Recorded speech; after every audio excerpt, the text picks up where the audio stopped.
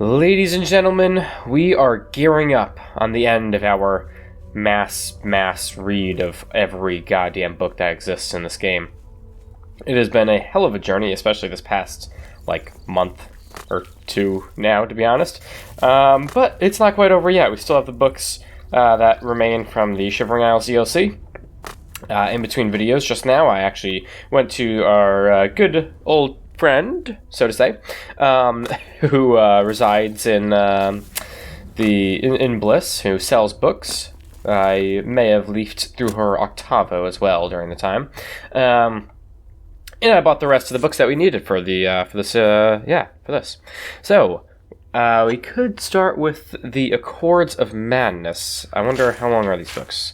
7 pages, 17 pages. And 19 pages. Alright, yeah, so I think this video will read the Accords of Madness. There are only 3 volumes to this series, despite there being 12 volumes to this series. Only volumes 6, 9, and 12 exist. Very odd. 16... Oh, apparently, alright, I would imagine there's probably 16 different volumes. That is what they're supposed to be, but the only volumes that actually exist in the game are 6, 9, and 12. Alright. 16 Accords of Madness, Volume 6. Hircine's Tale. Ever proud and boastful, Oblivion's mad prince stood 1/5 day of mid-year among the frigid peaks of Skyrim, and beckoned forth Hircine for parley. The huntsman god materialized, for this was his day, and the boldness of Sheogorath intrigued him. Why, without equal, Sheogorath holds in his realm giggling loons, flamboyant otters, and craven mutilators. The mad prince will ply profitless bargains and promote senseless bloodshed for nothing more than the joy of another's confusion, tragedy, or rage. So it was that Sheogorath had set a stage on which to play himself as a rival to Hircine. Without haste, the coy prince proffered his contest. Each prince was to groom a beast to meet at this place again. 3 years to the hour. 3 years to the... Goddamn, okay.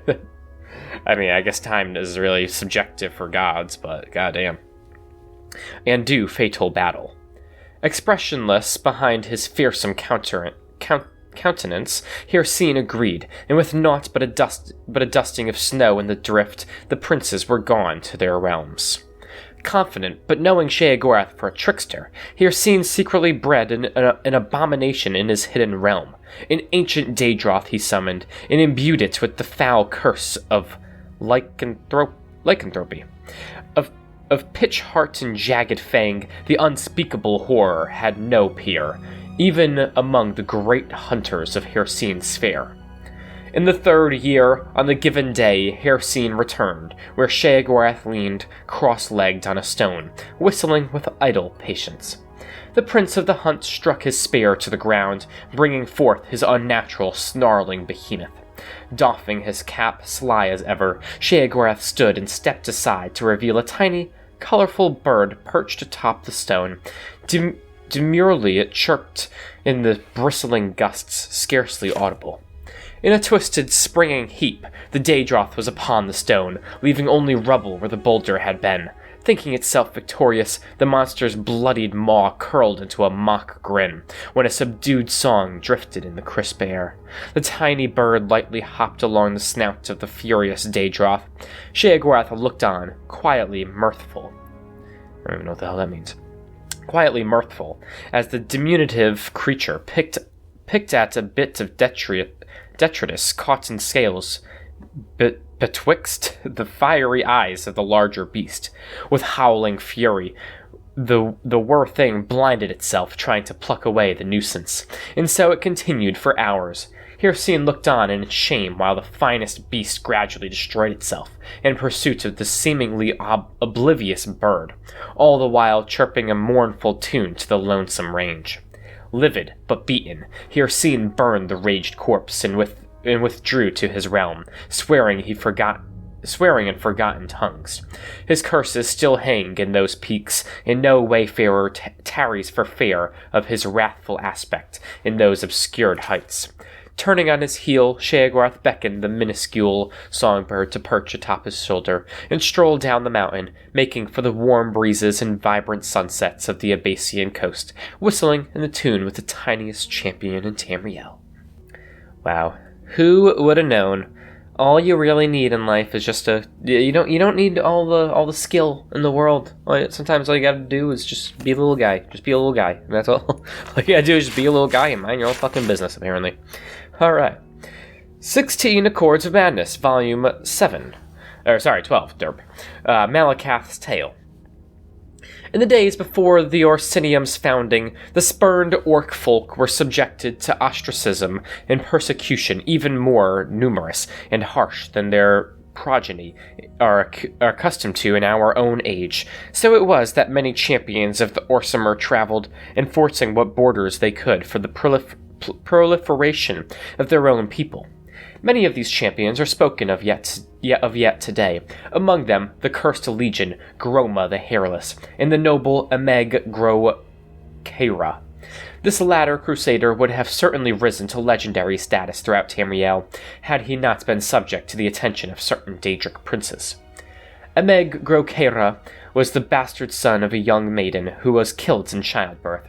He was raised by the shaman of his tribe, the Grillikamug, in the peaks of what we now call Normar Heights. Late in his 15th year, Ameg forged by hand an ornate suit of scaled armor, a rite of ascension among his tribe. On a blustery day, he pounded the final rivet, and draping a heavy cloak over the bulky mantle, Ameg set out from his village for the last time. Word of his exploits always returned home, whether defending merchant caravans from brigands or liberating enslaved beastfolk.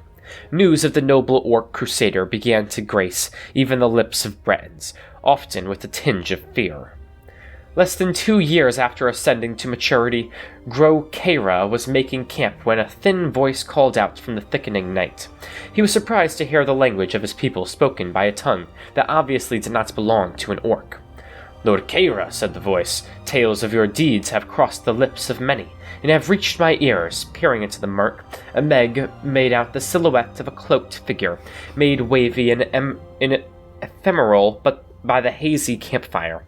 From the voice alone, he had thought the interloper an old hag, but he now decided that he was in the presence of a man of slight and lanky build, though he could discern no further detail. "Perhaps," the wary orc began, "but I seek no glory. Who are you?" Ignoring the question, the stranger continued, "Despite that, Orsimer, glory finds you, and I bear a gift worthy of it." The visitor's cloak parted slightly, revealing nothing but a faintly glinting buttons in the pale moonlight, and a bundle was withdrawn and tossed to the side of the fire between the two. Ameg cautiously removed the rags in which the object was swathed, and was dazzled to discover the item to be a wide, curved blade with an ornately decorated handle. The weapon had heft, and Ameg realized on brandishing it that the elaborate pommel disguised the more practical purpose of balancing the considerable weight of the blade itself. It was nothing much to look at in its present condition, thought the orc, but once the tarnish was cleaned away and a few missing jewels restored, it would indeed be a blade worthy of a champion 10 times his own worth. "Her name is Neb Cresson," spoke the thin stranger, seeing the appreciation lighting Gro Keira's face. "I got her for a horse in a secret in warmer climes, but in my old age I'd be lucky to even lift such a weapon. It's only proper that I pass her on to one such as yourself. To possess her is to change your life forever." Overcoming his initial infatuation with the orc of honored steel, Ameg turned his attention back to the visitor. "Your words are fine, old friend," Ameg said, not masking his suspicion, "but I'm no fool. You traded for this blade once, and you'll trade for it again tonight. What is it that you want?" The stranger's shoulders slumped, and Ameg was glad to have unveiled the true purpose of this twilight visit. He sat with him a while, eventually offering a stack of furs, warm food, and a handful of coins in exchange for the exotic weapon. By morning, the stranger was gone. In the week following Ameg's encounter with the stranger, Neb Crescent had not left his scabbard. He had encountered no enemy in the woods, and his meals consisted of fowl and small game, caught with bow and arrow. The peace suited him fine, but on the 7th morning, while fog still crept between the low-hanging boughs, Ameg's ears pricked up at the telltale crunch of a nearby footfall in the dense snow and forest debris. Ameg's nostrils flared, but he was upwind. Being unable to see or smell his guest, and knowing that the breeze carried his scent in that direction, Ameg's guard was up, and he cautiously drew Neb Crescent from its sheath. Ameg himself was not entirely sure of all that happened next. The first moment of conscious memory in Ameg Grokeira's mind after drawing Neb Crescent was the image of the curved blade sweeping through the air in front of him, spattering blood over the virginal powder coating the forest floor. The second memory was a feeling of frenzied bloodlust creeping over him, but it was then that he saw for the first time his victim, an orc woman, perhaps a few years younger than himself. Her body, a canvas of grisly wounds, enough to kill a strong man 10 times over.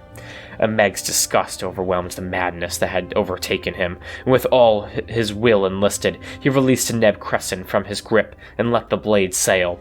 With a discordant ringing, it spun through the air and was buried in a snowdrift. Ameg fled the scene in shame and horror, drawing the hood of his cloak up to hide himself from the judging eyes of the rising sun. The scene where Ameg Grokeira had murdered one of his own kind was a macabre one. Below the neck, the body was flayed and mutilated almost beyond recognition, but the untouched face was frozen in a permanent expression of abject terror. It was here that Sheogorath performed certain rites that summoned Malakath, and the 2 Daedric lords held court in the presence of the disfigured corpse. "Why show me this, mad one?" began Malakath, once he recovered from his initial wordless outrage. "Do you take such pleasure in watching me grieve the murder of my children?" His guttural voice rumbled, and the patron of the Orsimer looked upon his counterpart with accusing eyes.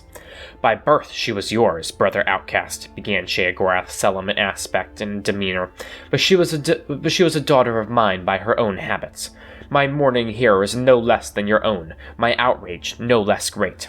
"I am not so sure," grumbled Malakath, "but rest assured that vengeance for this crime is mine to reap. I expect no contest from you. Stand aside." As the fearsome prince began to push past him, Lord Sheogorath spoke again.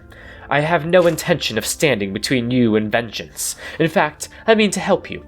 I have servants in this wilderness and can tell you just where to find your mutual foe. I ask only that you use a weapon of my choosing. Wound the criminal with my blade, and banish him to my plane, where I can exact my own punishment. The rights of honor killing here belong to you." With that, Malakath agreed, took the wide blade from Sheogorath, and was gone. Malakath materialized in the path of the murderer, the cloaked figure obscured through a blizzard haze, bellowing a curse so foul as to wilt the surrounding trees. The blade was drawn, and Malakath crossed the distance more quickly than a wild fox. Frothing with rage, he swung the blade in a smooth arc, which lopped the head off his foe cleanly. "Oh man, you're not gonna let him suffer? Damn." Then he plunged the blade up to its hilt in his chest, choking off the spurts of blood into a steady, growing stain of red bubbling from beneath the scaled armor and heavy cloak. Panting from the unexpected immediacy and fury of his own kill, Malakath rested on a knee as the body before him collapsed heavily backwards, and the head landed roughly upon a broad, flat stone. The next sound broke the silence like a bolt. I'm sorry," sputtered the voice of Ameg Grokeira. "His head is chopped off. How is he talking?" "What?" "Okay. Sure." Malakath's eyes went wide as he looked upon the severed head, seeping blood from its wound, but somehow kept alive. "Oh, okay, yeah, alright. This is Sheogorath, yeah." Its eyes wavered about wildly, trying to focus on the aspect of Malakath before it. The once proud eyes of the champion were choked with tears of grief, pain, and confused recognition. To his horror, Malakath recognized only now that the man he had killed was not only one of his Orsimer children, but very literally a son he had blessed an orc maiden with years hence. For archingly long moments, the two looked upon each other, despondent and shocked. Then, silent as oiled steel, Sheogorath strode into the clearing. He hefted a Meg Kira's disembodied head and bundled it into a small gray sack. Sheogorath reclaimed Neb Crescent from the corpse and turned to walk away. Malakath began to stand, but kneeled again, knowing he had irreversibly damned his own offspring to the realm of Sheogorath, and mourned his failure as the sound of his son's hoarse pleas faded into the frozen horizon. Damn. Rip a fucking Roni, but hey, maybe you shouldn't have just fucking murdered one of your own kind, huh? Maybe that would have been smart. I am also just noticing that. We read Volume 6, and then we read Volume 12. We skipped Volume 9, but, whatever. Alright, Volume 9. These tales are completely unrelated, so it doesn't actually matter. Vermina's Tale. They say there's 16 volumes, right? But there's 16 princes. There's 16 Daedric princes. But Sheogorath is one of those. So does Sheogorath have a story where he just kind of, goes against himself? I mean, I would imagine not, but, I don't know who the fuck else the 16th would be, so I don't know. Vermina's Tale. Darius Chanot found himself running as fast as he could. He had no idea what he was running from or toward, but he didn't care. The desire saturated his mind. There was nothing in the world except flight. He looked around for landmarks, anything to place himself, or to use as a target, but to no avail. The featureless grasslands through which he was sprinting extended as far as the east could see. Just have to keep running, he thought to himself. I have to run as fast as I can. On and on he ran, with no end in sight or in mind. Standing over Darius Chanot, while he lay quietly in his bed, were his mistress, Vermina the Dreamweaver, and the mad god Sheogorath. Vermina looked down with pride at this disciple of hers, and was boastful of her little jewel. Such potential in this one. Through dreams of inspiration, I have nurtured literary talent into fruition, and now he stands in acclaim as an emerging bard and poet. He will gain much favor before I tire of him. Sheogorath, too, gazed at the young Breton artist and saw that he was indeed famous among the other mortals. Mused Sheogorath. But how many are there who hate this mortal womb you have built? It is the hatred of the mortals which confirms greatness, and not their love. Surely you can accomplish this as well. Vermina's eyes narrowed. Yes, the mortals are indeed often foolish and petty, and it is true that many of their most bold have been despised. Do not worry, mad one, for I have the power to achieve many forms of greatness with this one, hatred among them.